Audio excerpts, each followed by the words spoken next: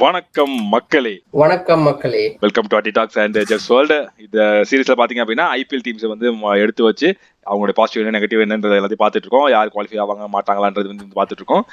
இதோட பாத்தீங்கன்னா நைன்த் டீமும் முடிஞ்சிருச்சு. இதுதான் வந்து 10th டீம், கடைசி டீம். கடைசியா வந்தாலும் லேட்டா வந்தாலும் லேட்டஸ்டா வந்திருக்காங்கன்ற மாதிரி நம்மளுடைய துரந்தர் ஜடேஜா இருக்கிற அந்த டீம் ஆர்ஆரை பத்தி வந்து பார்க்க போறோம். இவங்க வந்து தேர்வாங்களா மாட்டாங்களான்றத இந்த வீடியோல வந்து பார்க்க போறோம். ஸோ என்னோட இனிஷியல் தாட்ஸ் என்ன அப்படின்னா, இந்த டீம் வந்து மற்ற டீம்ஸ்லாம் டக்குன்னு அந்த பேரை கேட்கறப்பே ஓகே இவங்க போவாங்க மாட்டாங்கன்னு ஒரு கெஸ் வரும். ஆனா இந்த டீம் வந்து பெருசா எனக்கு கெஸ்ஸே இல்லை. பட் வந்து அந்த 12 எழுதுறப்போ பயங்கர ஸ்ட்ராங்கான கண்டென்டரா இருப்பாங்களோன்னு எனக்கு வந்து நல்லா தோணுற ஒரு டீம் வந்து ஆர்ஆரா எனக்கு தோணுது. அதுதான் என்னோட இனிஷியல் தாட். நீங்க சொல்லுங்க. எனக்குமே நீங்க சொன்ன மாதிரி வந்து மே நாட் மாதிரி தான் இருந்தது. ஆனா அவங்களுடைய அந்த லைக் நம்ம இப்போ ஒரு சில டீம் அப்படியே விட்டுருவோம். ஃபார் எக்ஸாம்பிள் வந்து லாஸ்ட் இயர் வந்து அப்படி ஒரு டாப் 3 ஜிடிக்கு மாட்டுமான்னு வந்து எனக்கு நான் சத்தியமா யோசிச்சு கூட பார்க்கல.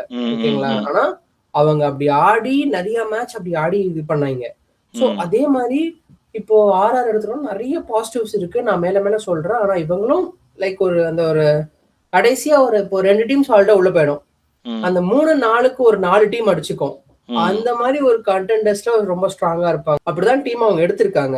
அடுத்தது 11க்கு போறதுக்கு முன்னாடி ஒரு கைண்ட் ஆஃப் ஒரு 2 காம்பினேஷன் வச்சிருந்தேன். பட் அதுக்கு முன்னாடி பாத்தீங்க அப்படின்னா ஜடேஜா வந்து சிஎஸ்கே விட்டு போனது பெரிய லாஸா இல்ல சஞ்சு வந்து ஆர்ஆருக்கு விட்டு போனது பெரிய லாஸா அப்படின்ற மாதிரி ஃபர்ஸ்ட் வந்து யோசிச்சிருந்தோம். அந்த ட்ரேட் நடந்த சமயத்துல அந்த டைம்ல சஞ்சு வந்து அவ்வளோ பெரிய ஃபார்ம்ல ஒன்றும் இல்லை, அப்படி இப்படி ஃபார்ம்ல இருந்தாரு. ஸோ வந்து ஜடேஜா போனதப்பா பெரிய லாஸ் அப்படின்ற மாதிரி இருந்துச்சு. ஒரு ஆல்ரவுண்டர் அந்த எண்ட்ல வந்துட்டு ஃபினிஷ் பண்ணி கொடுக்கறது, அந்த மிடில் ஓவர்ஸ்ல வந்து கண்ட்ரோல் கொடுக்கறது, அதெல்லாம் வந்து சிஎஸ்கே பெரிய லாஸ்ப்பா அப்படின்ற மாதிரி இருந்துச்சு. ஆனா இப்ப பாத்தீங்க அப்படின்னா ரெண்டுமே ஈக்குவல் ஆயிடுச்சு. சஞ்சுவோட ஃபார்மை கன்சிடர் பண்றப்போ ரெண்டுமே வந்து இப்போ ஈக்குவல் ஆன மாதிரி ஆயிடுச்சு. ஆனா சஞ்சு இந்த டீம்ல இருந்தாலுமே அவரால் இந்த பிளேயிங் லெவல்ல வந்து ஒரு காம்பினேஷன்ல அங்கங்க வந்து ஓப்பனிங்ல விளையாட முடியாது அப்படின்ற அளவுக்கு இந்த டீம்ல வந்து ஓப்பனர்ஸ் இருக்காங்க. அதுலயே நான் வந்து அப்படியே ஆரம்பிக்கிறேன். பிளேயிங் 12ல ஃபர்ஸ்ட் ஒரு காம்பினேஷன் போட்டிருந்தேன், அதை நான் அப்புறமா சொல்றேன். ஃபைனலா போட்ட காம்பினேஷன் என்ன அப்படின்னா Jaiswal and Suryavanshi to open. பயங்கரமான ஒரு ஓப்பனிங் காம்போ. நம்பர் 3 வந்து பராக், நம்பர் 4 வந்து ஹெட்மயர், நம்பர் 5 வந்து த்ரூவ் ஜுரேல், நம்பர் 6 வந்து ஜடேஜா, நம்பர் 7 வந்து சாம் கரன், 8 வந்து டானோவன் ஃபெரேரா, 9 வந்து சந்தீப் சர்மா, 10 வந்து ரவி பிஷ்னாய், 11 வந்து ஆர்ச்சர் அண்ட் இம்பாக்ட் பிளேயர் வந்து துஷார் தேஷ்பாண்டே. ஸோ இவங்கெல்லாம் வந்து 12 இருப்பாங்க. இது வந்து எனக்கு ஓகே நல்ல 12ன்ற மாதிரி இருக்கு. இதுக்கப்புறம் நான் என்ன பேக்கப்ன்றதை நான் சொல்றேன். பட் அதுக்கான பாசிட்டிவ் நெகட்டிவ் வரப்ப நான் சொல்றேன். நீங்க உங்களோட 12 நீங்க சொல்லுங்க. சிம்பிள், அதேதான். ஒரு 90% அதேதான் எனக்கும் வந்தது. Jaiswal and Vaibhav Suryavanshi, Riyan Parag, Jurel, Hetmyer, Jaddu, Sam, Archer, Ravi Bishnoi, Sandeep Sharma and Tushar Deshpande. எனக்கு வந்து இதே சேம் 11 தான் நானும் எடுத்திருக்கேன். உங்களோட ஃபாரினர்ஸ் 4 ஃபாரினர்ஸ் யாரு? Archer, Hetmyer, Sam Curran, Donovan Ferreira. So pretty much same தான். எனக்கு என்னன்னா, எனக்கு ஒரே ஒரு பிளஸ் பாயிண்ட் என்னன்னா, இவங்கள்ட்ட ஹார்ட் கோர் ஆல்ரவுண்டர்ஸும் இருக்காங்க, ஒரு பயங்கரமா ஸ்பின்னிங்கும் இருக்கு. ஓகேங்களா? அது ஒரு பெரிய, ஏன்னா இப்போ வந்து நம்ம ஒரு மெயின் ஸ்ட்ரீம் ஸ்பின்னர்ஸ் நிறைய பேர் யார் இருக்காங்க பாத்தீங்கன்னா, நான் வந்து மும்பை இந்தியன்ஸ் சொல்லுவேன். சாண்டா இருக்காரு, டிசி குல்தீப் அக்சர். அவனுக்கு வேணாம் சார், வேற டீம் சொல்லிட்டு இருக்கேன்ல. எனக்கு தோணா அதான் டெல்லி கேபிட்டல்ஸ், சுனில் நரேன், வருண் சக்கரவர்த்தி, வருண் சக்கரவர்த்தி, அதெல்லாம் வந்து ஒரு ரொம்ப மெயின் ஸ்ட்ரீமா இருக்கு. இங்க பாத்தீங்கன்னா ரவி பிஷ்னா இருக்காரு, சாண்டா இருக்காரு, விக்னேஷ் புத்தூர் பேக்கப்புக்கு இருக்காரு. சோ இவங்க வந்து ஒரு சூப்பரான ஒரு ஸ்பின்னா ஒரு பயங்கரமா இருக்காங்க. அண்ட் ஆல்ரவுண்டர்ஸுமே உங்களுக்கு ஒரு ஃபாஸ்ட் பவுலிங் ஆல்ரவுண்டர் சாம் கரன் இருக்காங்க, ஸ்பில்லிங் ஆல்ரவுண்டர் ஜடேஜா, 2 பேரும் ஸ்ட்ரெயிட் 11ல ஆடுவாங்க. பினிஷருக்கு ஒரு ஜுரல், ஹெட்மயர், டானோவன் ஃபெரேரா இருக்காரு. டாப் ஆர்டருக்கு ஒரு ஜெய்ஸ்வால், வைபவ் சூரியவன்ஷி, பராக். இது வந்து ஒரு மாதிரி ஒரு பெர்ஃபெக்டான 11 மாதிரி எனக்கு தெரியுது. என்ன உள்ள ஸ்னீக் இன் பண்ணணும் என்றால் ஃபாஸ்ட் பவுலிங் வழியாக உள்ள வரலாம். அது போவோம். பட் அதுக்கு முன்னாடி வந்து பாசிட்டிவ் என்ன அப்படின்னா, நீங்க சொன்ன மாதிரி ராஜஸ்தான் இதுக்கு முன்னாடி எப்போ நல்லா பண்ணிட்டு இருந்தாங்க அப்படின்னா, அந்த ஓரளவுக்கு அந்த குவாலிஃபயர்ஸ் வந்து ஃபைனல்ஸ் எல்லாம் வர்றப்ப எப்படி பண்ணிருந்தாங்க அப்படின்னா, அஸ்வின் அண்ட் சஹல்ன்ற 2 சூப்பரான ஸ்பின்னர்ஸ் இருந்தாங்க. அவங்க 2 பேரும் பயங்கரமா பண்ணி கொடுத்துருந்தாங்க. ஆல்மோஸ்ட் அந்த ஒரு காம்போ திரும்ப எடுத்துட்டு வந்த மாதிரி ஒரு ஜடேஜா அண்ட் ரவி பிஷ்னாயோட ஃபார்ம் வந்து இந்த டீமுக்கு ரொம்ப ரொம்ப ரொம்ப ரொம்ப முக்கியமான ஒரு ஃபார்மா இருக்கும். ஸோ அவங்க 2 பேரும் வந்துட்டு அது இல்லை அப்படின்னா விக்னேஷ் புத்தூர் இருக்காது. பட் ஸ்டில் இவங்க ரவி பிஷ்னாயோட ஃபார்ம் வந்து கண்டிப்பா வந்தே ஆகணும். ஸோ அது வந்து நல்ல ஒரு காம்போவா இருக்குது. அது இல்லாமல் ஃபாஸ்ட் பாலர்ஸ் பாத்தீங்க அப்படின்னா ஓப்பனிங்ல வந்து ஆர்ச்சர் போடுவாரு. இந்த பக்கம் பாத்தீங்கன்னா ஆர்ச்சர் சாம் கரனிங் வந்து ஃப்ரண்ட்லயும் யூஸ் பண்ணலாம், டெத் ஓவர்ஸ்ல யூஸ் பண்ணலாம். ஆர்ச்சரை பாத்தீங்க அப்படின்னா அப்ஃப்ரண்ட் கண்டிப்பா அப்ஃப்ரண்ட் 3 ஓவர் போட விட்டுறணும். அவரை டெத்ல போட விட்டீங்க அப்படின்னா நிறைய ரன்ஸ் போறது சான்ஸ் இருக்குது. அண்ட் ஓப்பனிங்ல வந்துட்டு 3 ஓவர்ஸும் மிடில் வந்துட்டு 1 ஓவரும் யூஸ் பண்ணலாம். சந்தீப் சர்மா பாத்தீங்க அப்படின்னா மிடில் ஓவர்ஸ்ல இருந்து டெத் வரைக்கும் நல்லா கண்ட்ரோல் கொடுப்பாரு. துஷார் தேஷ்பாண்டே பாத்தீங்கன்னா அப்ஃப்ரண்ட் வந்து 1 ஓவரோ 2 ஓவரோ கொடுத்துட்டு மிடில் வந்துட்டு ஒரு 2 ஓவர் யூஸ் பண்ணிக்கலாம். இந்த மாதிரி அது ஒண்ணுதான். அது அந்த இடத்துலதான் எனக்கு வந்து ஒரு காம்பினேஷன் லைட்டா மாறுற மாதிரி இருந்துச்சு. ஸோ அந்த நெகட்டிவ் பாயிண்ட் வரப்ப நான் வரேன். ஸோ இது வந்து பயங்கர பாசிட்டிவா இருக்கு. அது இல்லாம பாத்தீங்கன்னா பேட்டிங், இவங்களுக்கும் பேட்டிங் அந்த சுட்டி குழந்தை எந்த இடத்துக்கு போனாலும் அடிக்கிறான் அவன். அதாவது சில பேர்லாம் அந்த ஒன் டைம் ஒண்டர் மாதிரி இருப்பாங்க.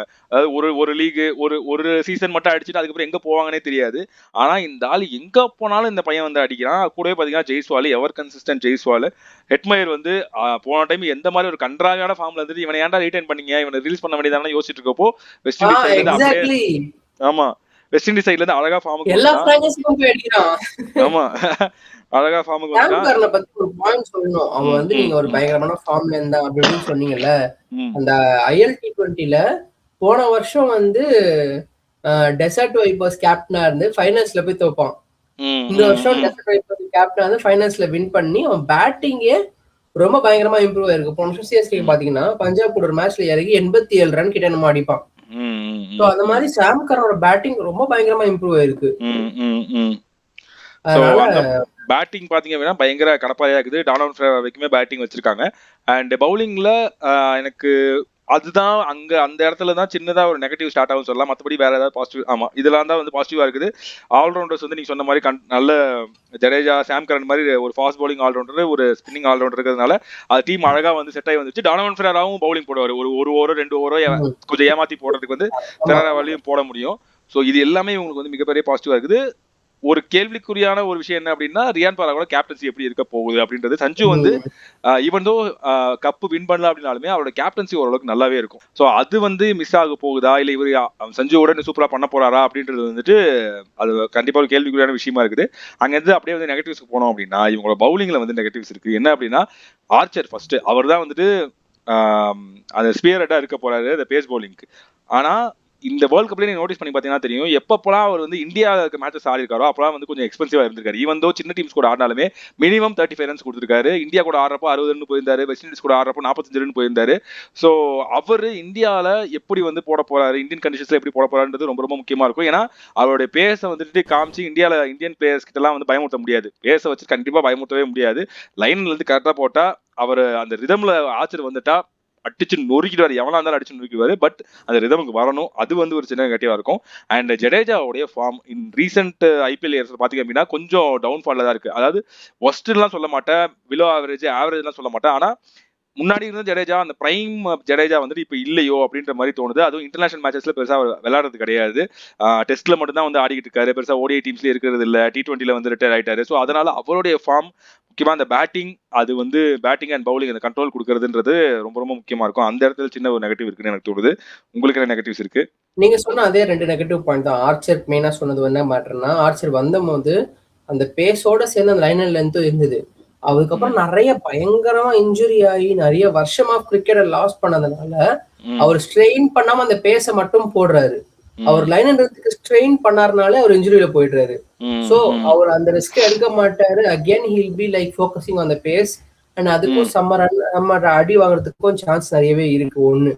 ரெண்டாவது பாயிண்ட் நீங்க சொன்னது வந்து ஜடேஜாவோட ஃபார்ம் அவருடைய கெப்பாசிட்டிக்கு கொஞ்சம் குறைஞ்சிருக்கு. ஆனா இப்போ இந்த நிலைமையில அவர் டெஃபினட்டா பயங்கரமா பெர்ஃபார்ம் பண்ணுவாருன்னா எனக்கு தோணுது. ஓகேங்களா? ஏன்னா வந்து இப்போ CSK ஒரு விஷயம் ரொம்ப தப்பு பண்ணிட்டாங்களோன்னு தோணுது. நீங்க வந்து ஜடேஜாக்கு சாம் கர்னை கொடுக்குறீங்க, ஜடேஜாக்கு சஞ்சு வாங்கிட்டீங்க, ஓகே ஃபைன். ஆனா நீங்க சாம் கர்னை தேவையில்லாம கொடுத்துட்டீங்களோ அப்படின்னு எனக்கு இது ரொம்ப ஹைலைட்டா தோணுது. ஏன்னா கிரிக்கெட்லயே one of the biggest allrounder இப்போதைக்கு சாம் கரன் தான். இங்கிலாந்துக்காக 2 மேட்ச் நேபாள் கூட ஸ்காட்லாந்து வந்து என்னதான் அசோசியேட் டீமா இருந்தாலும் அந்த ஃபைனல் டெத் ஒரு ஸ்போர்ட்டை வின் பண்ற அந்த இது இருக்கு. Who can also bat. Fast bowling ஆல்ரவுண்டர்லாம் ஒரு ரேர் கமாடிட்டி. சிஎஸ்கேக்கு மிஸ் ஆவறதே டெத் பவுலிங் தானே. சாம் கரன் நல்லாவே ஃபிட் ஆயிருந்திருப்பாரு. எக்ஸாக்ட்லி. சோ வந்து நீங்க ஜடேஜாக்கு சஞ்சு சாம்சனுக்கு வாங்குனது ஓகே. ஆனா நீங்க சரி இதையும் வச்சுக்கோங்கன்னு தெரியாம கொடுத்துட்டீங்கன்ற மாதிரி எனக்கு ஃபீல் ஹெவியாவது. அது ராஜஸ்தானுக்கு மிகப்பெரிய பிளஸ் பாயிண்ட் ஆயிருச்சு. சோ அதனால அவங்களால ஒரு டெத்தும் ஒரு மாதிரி ஒரு ஃபோக்கஸ் பண்ண முடியும். ஏன்னா ஆர்ச்சரை மட்டும் ரிலையபிளா இருக்க வேணாம். ஏன்னா இது சந்தீப் ஓப்பனிங் போட்டுருவாரு. ஸோ அது ஃபிக்ஸர். நெகட்டிவ் பாயிண்ட் பார்த்தீங்கன்னா, நெகட்டிவ் பாயிண்ட்னா பார்த்தீங்கன்னா, ஜடேஜாவோட ஃபார்ம் சொன்னீங்க. எனக்கு ரவி பிஷ்னாயோடைய அந்த ஒரு ஃபார்மும், ஏன்னா அவர் சால்டா ஒரு இப்போ எடுத்து சில பிளேயர் தான் எடுத்த உடனே ஸ்ட்ரெயிட்டா பிளேயிங் லெவன்ல ஆட வைப்பாங்க. அண்ட் இப்போ ராஜஸ்தான் வந்து எந்த ஒரு ஆடோ இப்போ ஜெர்சி ரிவீல் பண்ணிருக்காங்க எல்லாத்துக்குமே ரவி பிஷ்னாய ஃப்ரண்ட் லைன் கொண்டு போறாங்க. அப்படின்னா they will definitely make him play in 14 matches with 4 overs quota. அதனால அவரும் பெருசா ஆடுறது இல்லைனால அவர் அடிப்பாங்களோ, அவரோட ஃபார்ம் எப்படி இருக்குமோன்றது. ஏன்னா ஓடி வந்து கூகுளி போடுவ, நீ வந்து கையை மட்டும் தான் வச்சுக்க, நீ போறதெல்லாம் ஆஃப் ஸ்பின் தான்ற மாதிரி இருக்கு. ஸோ அவருடைய ஃபார்மும் அந்த கேமுக்கு ஏற்ற மாதிரி இருந்தால் Rajasthan will make a good point. இதுக்கு அடுத்தது இன்னும் ஒரு சில நெகட்டிவ்ஸ் என்ன அப்படின்னா, துஷார் தேஷ்பாண்டேயோடைய அந்த லைன் அண்ட் லென்த். அதாவது ஒரு மனுஷனால தோனியவே வந்து கடுப்பேற்ற முடியும் அப்படின்னா அது இந்த ஆளால முடியும். வைடு அப்படி ஒரு வைடு ப்ரெஷர் சிச்சுவேஷன் வந்துச்சுன்னா போதும், ஜாலியா மனுஷன் வைடு போட்டு விளையாண்டுட்டு இருப்பாரு. இவரா இருக்கட்டும், சதுத்தா இருக்கட்டும், ரெண்டு பேரும் தோனி கடுப்பேற்றுறதே வந்து ஆமா. சோ அவருடைய லைன் அண்ட் லென்த் வந்து ரொம்ப ரொம்ப முக்கியமா இருக்கும். அண்ட் அடுத்தது பாத்தீங்க அப்படின்னா, Sandeep Sharma I think last time வந்து இன்ஜுரி ஆயிருந்தாரு நினைக்கிறேன். அவர் வந்து இன்ஜுரியா ஃபார்ம் அவுட் ஆயிருந்தாரான்னு தெரியல. அவர் வந்து அவர் ராஜஸ்தானுக்கு ரொம்ப வருஷமா நல்லா பண்ணிட்டு இருக்காரு. ஸோ அவருடைய அந்த டெத் ஓவர்ஸா இருக்கட்டும், ஸ்லோவர் ஒன்ஸா இருக்கட்டும், அதெல்லாம் வந்து கண்டிப்பா முக்கியமா இருக்கும். அதுவும் ஒரு கேள்விக்குறி, நெகட்டிவ் சொல்ல மாட்டேன், ஒரு கேள்விக்குறி. ஸோ அந்த இடத்துல வந்து அவருடைய ஸ்லோவர் ஒன்ஸ் தான் இப்ப ஈஸியா ப்ரெடிக்ட் பண்ணிடுறாங்க. நீங்க வந்து லாஸ்ட் இயர் டிசிக்கு ஒரு ஆர்ஆருக்கும் சூப்பர் ஓவர் பாத்தீங்கன்னா, ஃபர்ஸ்ட் 8-9 ரன் அடிச்சா வின்னு நினைக்கிறேன். வந்து ஸ்டப்ஸ் 6 அடிச்சு வின் பண்ணுவாரு. அது வந்து அவர் ஸ்லோவர் ஒன் தான் போட போறாரு. அதுவும் வந்து ஸ்லோவர் ஒன் ஒரு பவுன்சர் மாதிரி வரப்போகுது அப்படின்னு அவன் வந்து பேக் ஆஃப் அதாவது இப்போ ஹார்திக்க போய் பேக் ஆஃப் த கிரீஸ் நின்று வெயிட் பண்றானா, ஹார்திக் ஒரு பார்ட் டைம் ஃபாஸ்ட் பவுலர், நீ ஒரு full time opener and death bowler, உன்னையே அவன் ஈஸியா ப்ரெடிக்ட் பண்றானா, அப்ப நீ எந்த அளவுக்கு அவுட் ஆஃப் ஃபார்ம்ல இருக்க? அது வந்து அதெல்லாம் இந்த குறையா இருக்கு எனக்கு. Let's see. ஸோ அதனால தான் நான் என்ன யோசிச்சேன் அப்படின்னா, மேபி துஷார் தேஷ்பாண்டேயோடைய அந்த மேபி அதை ரீப்ளேஸ் பண்ணணும் அப்படின்னா, நான் வந்து டானன் ஃபெரேரா வந்துட்டு சாக்ரிஃபைஸ் பண்ணிட்டு அதுக்கு பதிலாக சுபம் துபை உள்ளார கொண்டு வருவேன். ஏன்னா எண்டில் வந்துட்டு எனக்கு ஒரு 10-15 ரன் அடிச்சு கொடுத்தா போதும், சுபம் துபையால் பண்ண முடியும்.